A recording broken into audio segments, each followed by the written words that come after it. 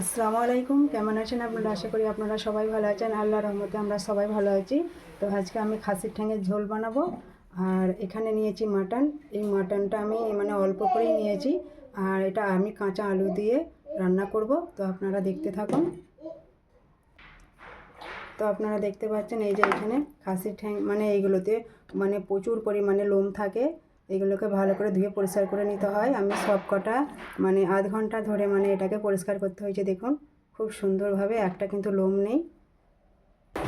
তো আমি এটা প্রেসার কুকারে বানাবো। তো আপনারা দেখতে থাকুন। তো এখানে এবারে মাটনটা দিয়ে দেবো।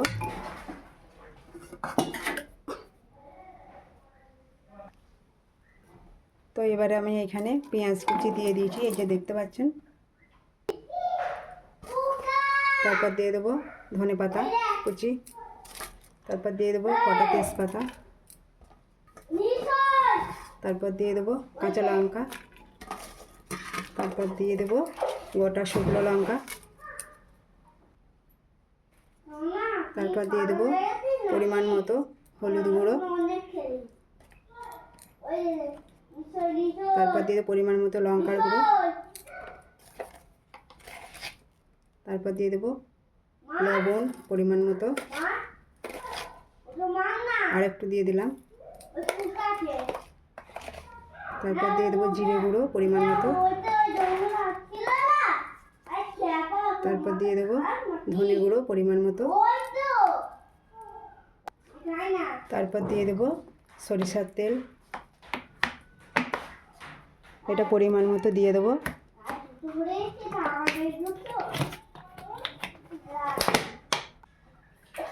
তো এখানে আমি সব মশলা আমার দেওয়া হয়ে গেছে। আমি এখানে গোটা গরম মশলা কিন্তু দিইনি। ঠ্যাঙের ঝোলে আমাদের গোটা গরম মশলাটা পছন্দ করে না, সেই জন্য আমি দিইনি। তো আপনারা চাইলে এখানে দিতে পারেন।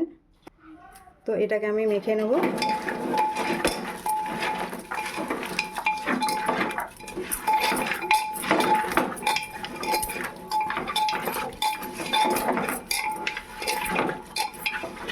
এই ঠ্যাঙের ঝোলটা যত আমাদের বাড়িতে বেশি মশলা পছন্দ করে না, সেই জন্য আমি এখানে হালকা হালকা মশলা দিয়েছি। তো ঠ্যাঙের ঝোল এইভাবেই আমরা করি। তো সেজে রান্না করলে এটা খুবই সুন্দর, সুস্বাদু এবং ভালো হয়, টেস্ট হয় খেতে।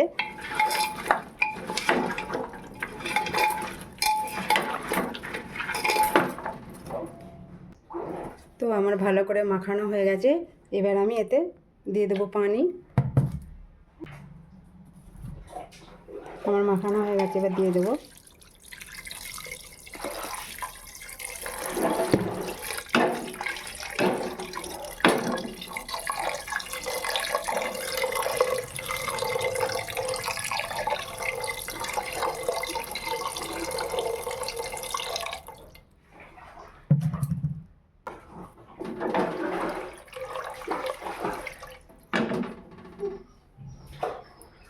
তো দেখুন বন্ধুরা, এই যে এইভাবে কিন্তু আমি মাখিয়ে নিয়েছি। এবারে এতে আমি কিন্তু সিটি লাগবে প্রায় 15টা সিটি হয়ে গেলেই কিন্তু আমার ঠ্যাঙের ঝোল রান্না হয়ে যাবে। তো এবার আমি ঢাকনাটা লাগিয়ে দেব।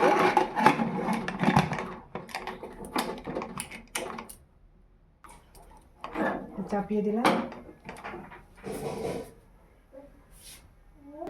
তো এবার আমি মাটনটা রান্না করব। ওইদিকে আমার ঠ্যাঙের ঝোল আমি চাপিয়ে দিয়েছি। এবার আমার কড়া গরম হয়ে গেছে, দিয়ে দেবো সরিষার তেল পরিমাণ মতো।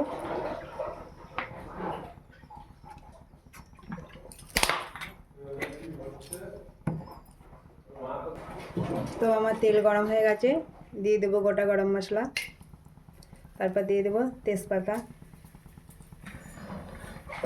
তারপর দিয়ে দেবো পেঁয়াজ কুচি,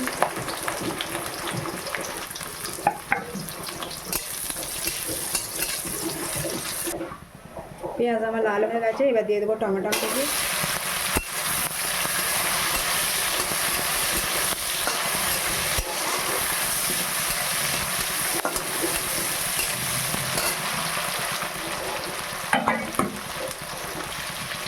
এবার মটনটা আমি দিয়ে দেবো।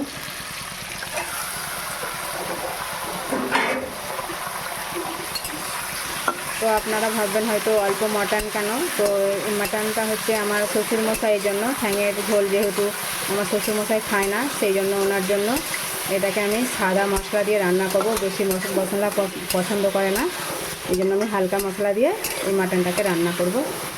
তো আপনারা দেখতে থাকুন। তো এখানে আমি 1 চামচ লবণ দিয়ে দেব।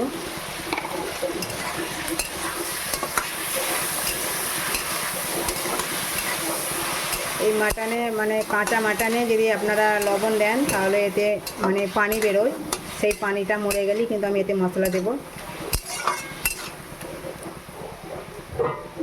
আমি এটাকে 2 মিনিট ঢাকা দিয়ে দেব। 2 মিনিট হয়ে গেছে, এবার দেখে নেব।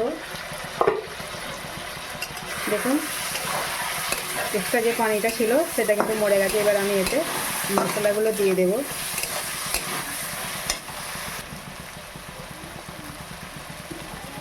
দিয়ে দেব আদা বাটা,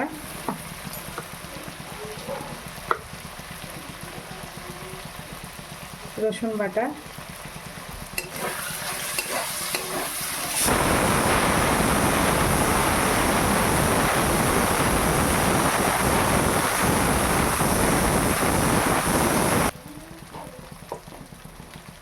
এবার দিয়ে দেবো পরিমাণ মতো হলুদ গুঁড়ো, জিরা গুঁড়ো পরিমাণ মতো, ধনে গুঁড়ো পরিমাণ মতো।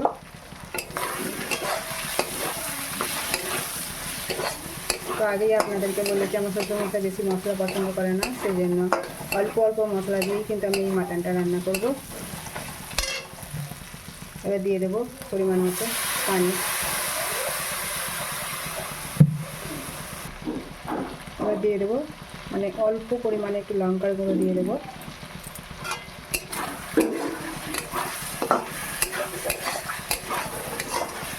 এতে আমি আর অন্য কিছু মশলা দেব না। তো এটাকে আমি 20 মিনিট ভালো করে এটাকে কষিয়ে নেব।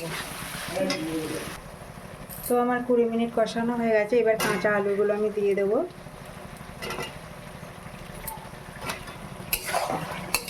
কাঁচা আলু দিয়ে এটাকেও আমি এবার 15 মিনিট কষিয়ে নেব ভালো করে।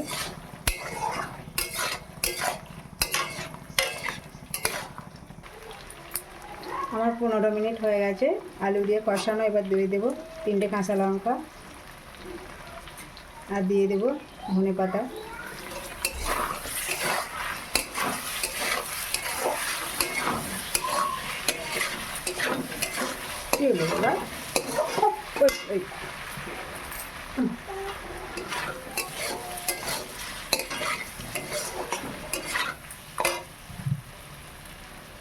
এবার দিয়ে দেবো পানি।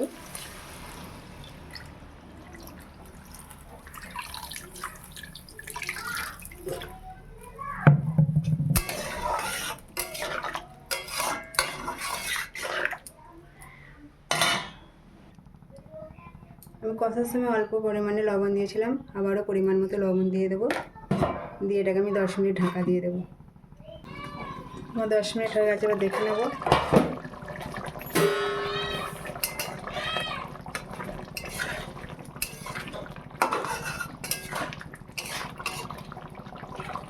আমার আলু সিদ্ধ হয়ে গেছে, এই যে এবার নামিয়ে নেব।